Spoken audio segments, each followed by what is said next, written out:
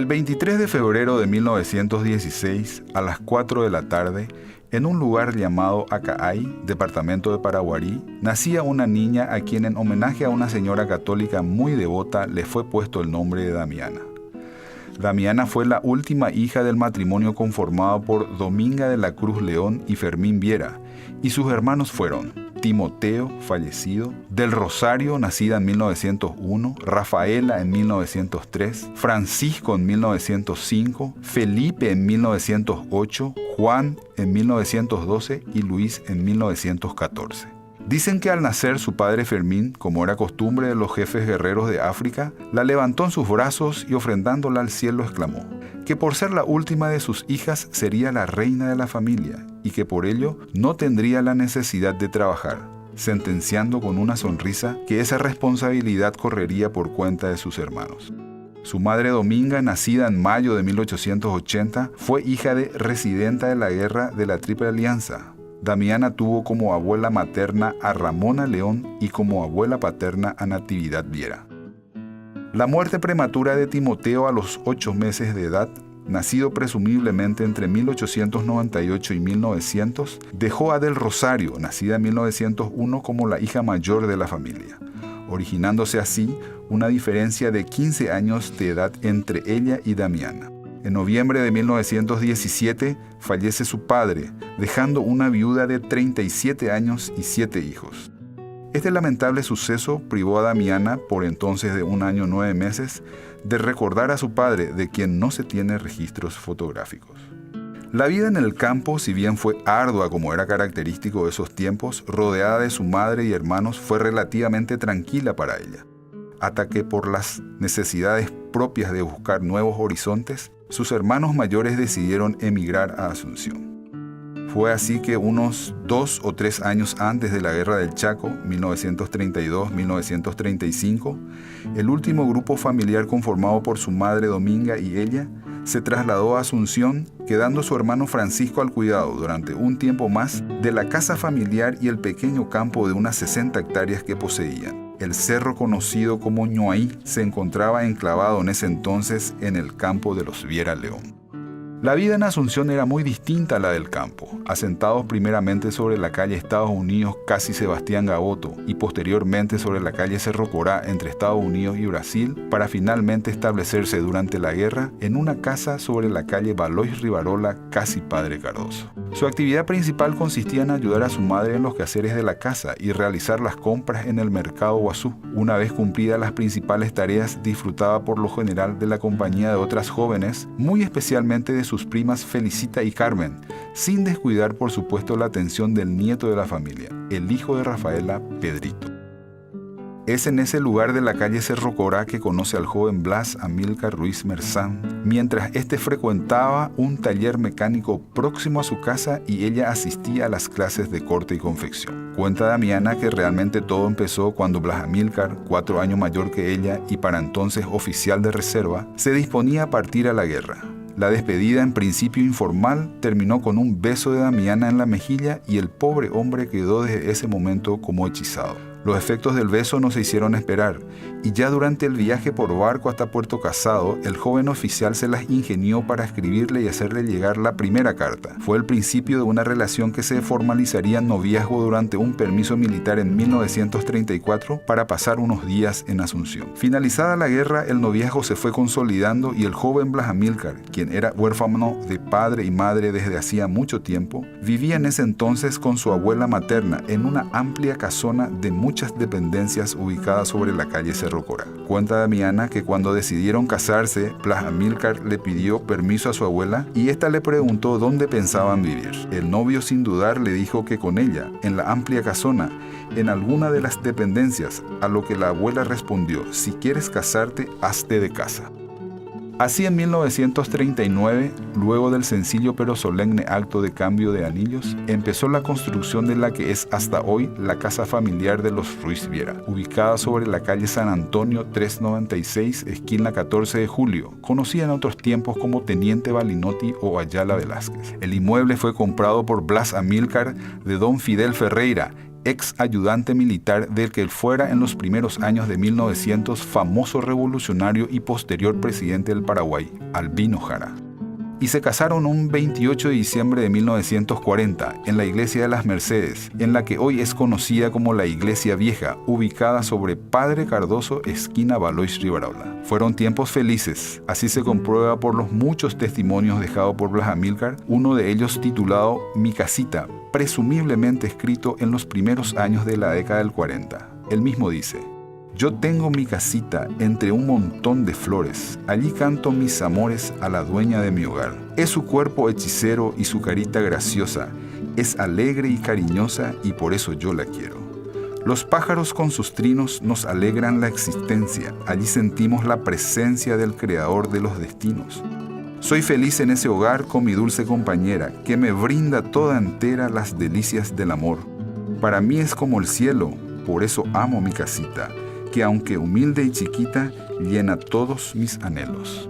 El 9 de febrero de 1942 nace en la casa la primera de sus hijas, María Constancia, Gilla, a la que le siguieron el 1 de abril de 1944 las mellizas Estela Maris Venancia, Pocha, a las 17:10 y María Elba Venancia Chiquí a las 17:20. Eran tiempos difíciles.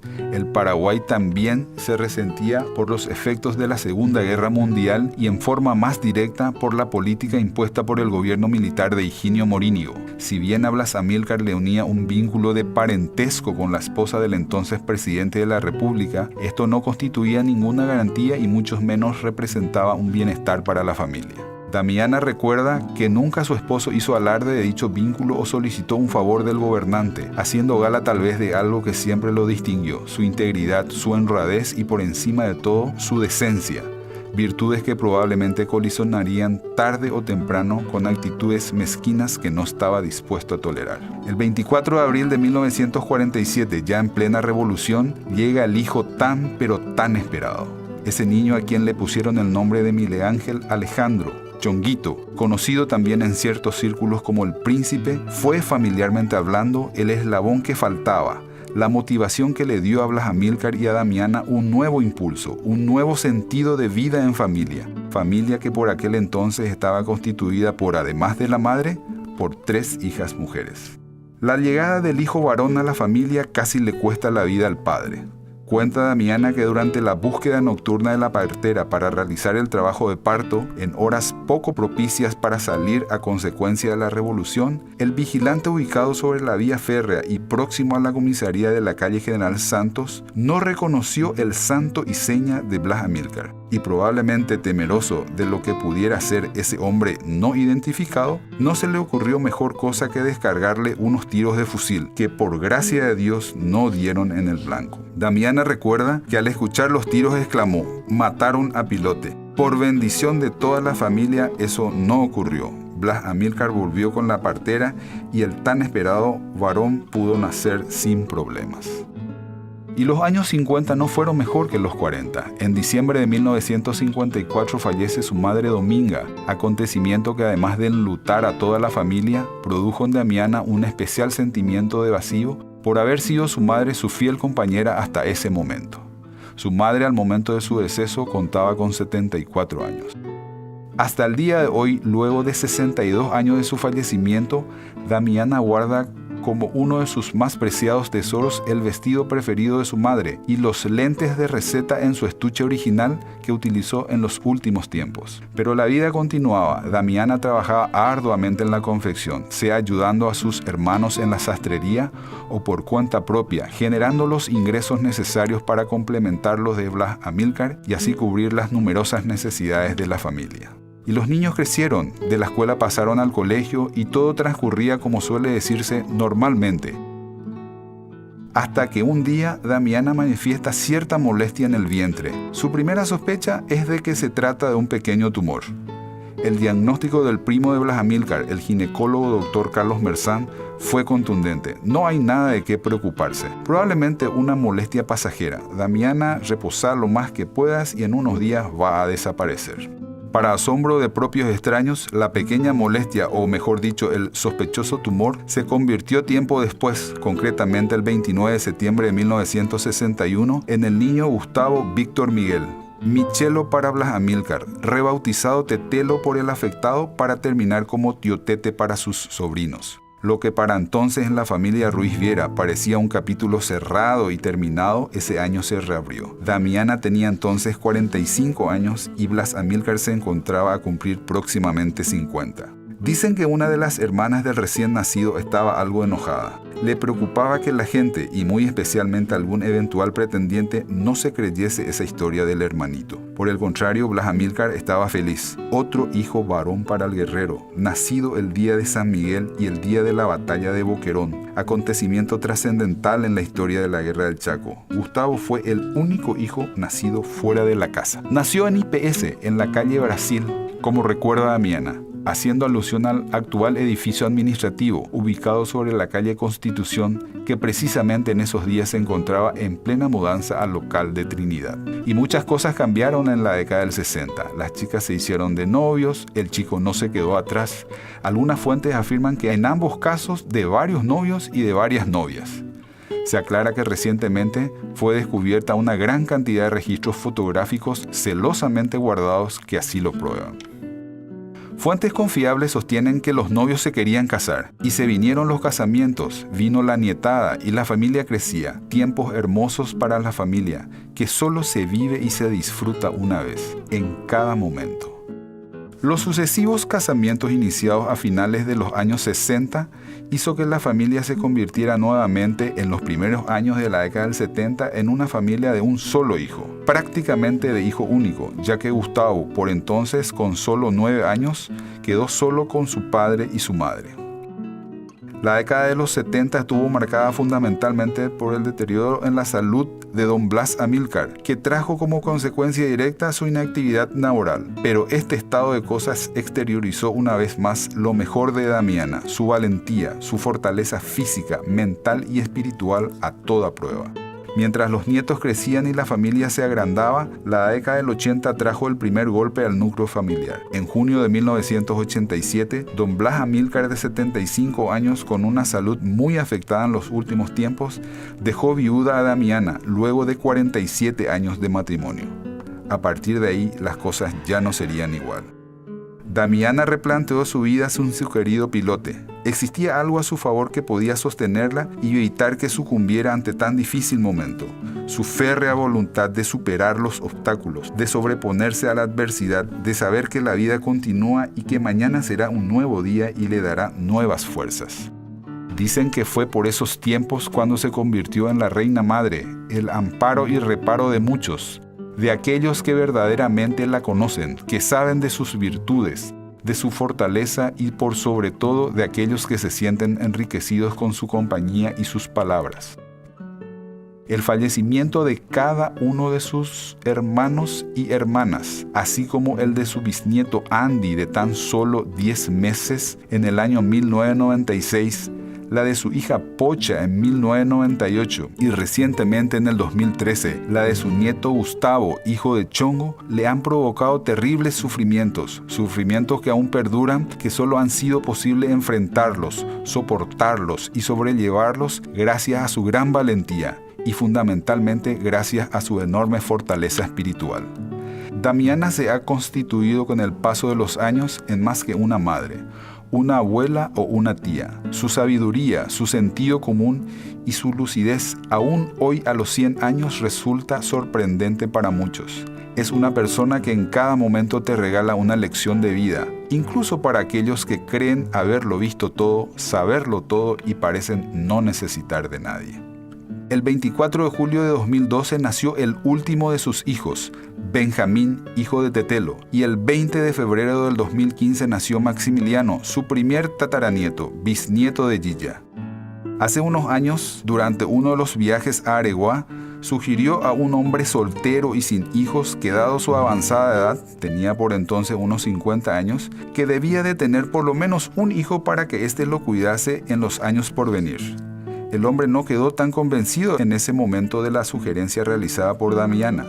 pero en la tarde del 27 de julio del 2014 le avisó feliz que, siguiendo su sabia recomendación, ese día había nacido su primer hijo y que en agradecimiento y en homenaje a ella su hijo se llamaría Damianito. Y efectivamente así lo hizo.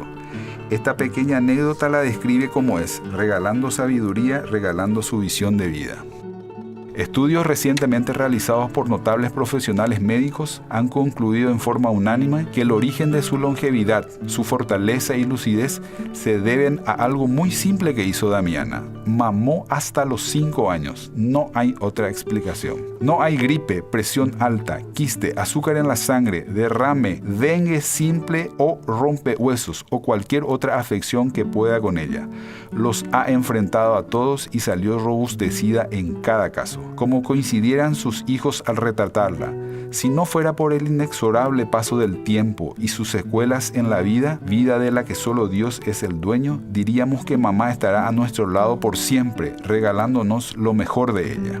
El sueño que le queda aún pendiente por realizar es el de viajar a Acapulco, a la tierra de sus queridos Pedro Infante y Jorge Negrete, ídolos de la canción y del cine de los años 40 y 50. Dice Damiana que si vuelve a casarse no quiere que el novio sea mayor que ella, y si vuelve a tener otro hijo le va a poner de nombre Tobías. Damiana, aún hay tiempo para todo. 23 de febrero de 1916. 36.500 días han transcurrido desde que naciste. 100 años de vida, un siglo de felicidad. ¿Cuántos días, cuánta experiencia, tantas tristezas y tantas alegrías? Hoy, 23 de febrero del 2016, te felicitamos y damos muchas gracias a Dios por tu cumpleaños número 100. Feliz 100, Damiana, de parte de tus hijos, nietos, bisnietos y tataranietos. Te amamos.